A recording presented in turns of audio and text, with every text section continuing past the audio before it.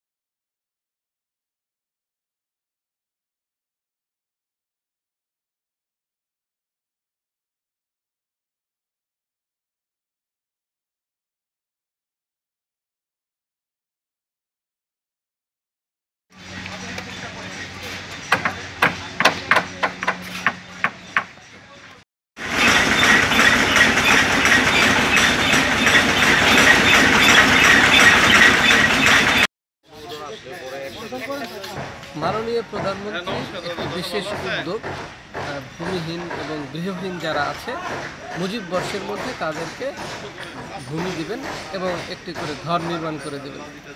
তারই প্রেক্ষিতে আমাদের শ্রদ্ধেয় জেলা প্রশাসক সৈয়দা ফারহানা কাওনাই স্যারের প্রত্যক্ষ নির্দেশনায় এবং উপজেলা নির্বাহী অফিসার জনাব মোহাম্মদ কাবিরুল ইসলাম খান স্যারের তত্ত্বাবধানে আমরা শিবপুর উপজেলায় খাস জমিতে ৪২টি ভূমিহীনদের জন্য ঘর নির্মাণের কাজ চলমান রয়েছে। তার মধ্যে জয়নগর ইউনিয়নে কামরাব মৌজায় আমাদের ৩০টি ঘর নির্মাণের কাজ চলমান রয়েছে, যেখানে ৬০% খাস জমি ৩০টি পরিবারকে ২% করে বরাদ্দ দেওয়ার জন্য আমরা কবুলিয়তের কার্যক্রম সম্পন্ন করেছি ইতিমধ্যে জেলা প্রশাসকের অনুমোদনের পর। এবং এই যে নির্মিতব্য ঘর, এই নির্মিতব্য ঘরের মধ্যে ৩০টা ঘরই প্রায় শেষ পর্যায়ে রয়েছে। আমরা মাননীয় প্রধানমন্ত্রী যখন উদ্বোধন করবেন সম্ভাব্য ডেট তার আগেই আমাদের এই শিবপুরের যে ৪২টি ঘরের নির্মাণ কাজ সম্পন্ন হবে এবং উদ্বোধনের দিন আমরা ভূমিহীনদের মাঝে তাদেরকে জমি ২% জমিসহ এই সেমি পাকা ঘরটি তাদেরকে আমরা উপহার দিতে পারব। একই সাথে বলে রাখি, আমাদের এই জয়নগর ইউনিয়নে ৩০টি ঘরের পাশাপাশি আমাদের দুলালপুর ইউনিয়নে আরও দুটো জায়গায় সেখানে ১২% করে ২৪% দুটো মৌজাতে আমরা আরও ৬টি ১২টি ঘর নির্মাণ কাজ চলমান রয়েছে। সেখানেও আমাদের এই ঘর নির্মাণের কাজ প্রায় শেষ পর্যায়ে রয়েছে। অর্থাৎ শিবপুরে এই ৩০টা এবং জয়নগরের ৩০টি এবং দুলালপুরের ১২টি মোট ৪২টি ঘরের নির্মাণ কাজ একদম শেষ পর্যায়ে রয়েছে। এই নির্মাণ কাজ শেষে আমাদের যে ভূমিহীন নির্বাচন হয়েছে বিভিন্ন ইউনিয়ন থেকে, তারা মাননীয় প্রধানমন্ত্রীর যে নির্দেশনা সেই নির্দেশনা অনুযায়ী ভূমিহীনদেরকে যথাসময়ে এই ঘর সহ এই জমি বরাদ্দর কাজটা সম্পন্ন করা হবে। ধন্যবাদ। পর্যায় থেকে তাদেরকে যারা ভূমিহীন তাদের আবেদনটা নেওয়া হয়েছে। সেই আবেদনের প্রেক্ষিতে জুন 2020 একটা তালিকা প্রস্তুত করা হয়েছে। সেই তালিকা থেকে আমরা আবার চূড়ান্তভাবে যাচাইয়ের জন্য প্রত্যেকটা ইউনিয়নে গিয়ে ইউনিয়ন পরিষদের চেয়ারম্যান এবং স্থানীয় জনপ্রতিনিধিদের সমন্বয়ে উপজেলার যে খাস জমি বন্দোবস্ত কমিটি আছে সেই কমিটি ওই ইউনিয়ন পরিষদে গিয়ে তাদের সকলের সমন্বয়ে আমরা একটি সভা করি এবং সেই সভায় যারা সত্যিকার অর্থেই সরকারি এই যেখানে সুনির্দিষ্টভাবে তাদের ঘর জায়গা দিবে সেখানে আসতে আগ্রহী এবং যাদের প্রয়োজনীয়তা আছে সকলের সম্মুখে উন্মুক্তভাবে আলোচনার মাধ্যমে তাদেরকে সিলেকশন করা হয়েছে।